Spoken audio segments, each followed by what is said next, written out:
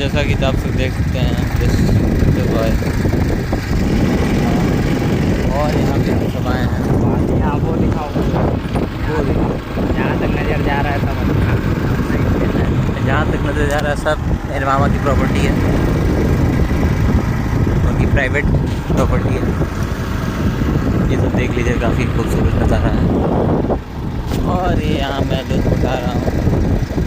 और अभी आप लोग अभी नदी पे वो घूमेंगे जो रखा हुआ है एक नदी, राहुल मामा जाएंगे तो पानी बहुत ज़्यादा आएगा अदरवाइज। देख लीजिए। अभी बाढ़ का कोई मतलब नहीं है। अभी बाढ़ का साथ तो मैंने दिखाई नहीं दे रहा है, जैसे कि ये देखिए पानी थोड़ा थोड़ा है और इस साइड भी है। तो आपको थोड़ा अच्छे से दिखाता हूँ। ये देखिए सब इनकी प्रॉपर्टी है।